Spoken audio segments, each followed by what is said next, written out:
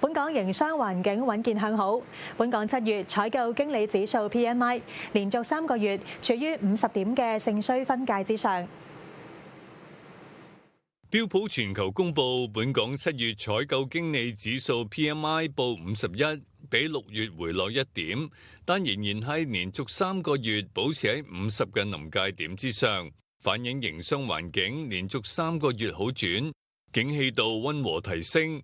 期內企業新接訂單量連升3個月，但整體新增訂單嘅擴張速度減慢，反映全球經濟持續受到中東戰事影響，出口銷售陷入停滯。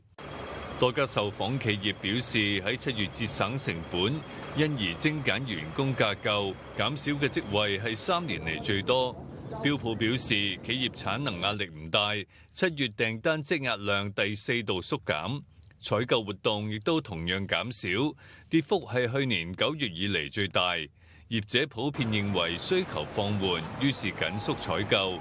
受訪企業努力精簡庫存，供應商連續3個月延長交付，但倒退程度比6月溫和。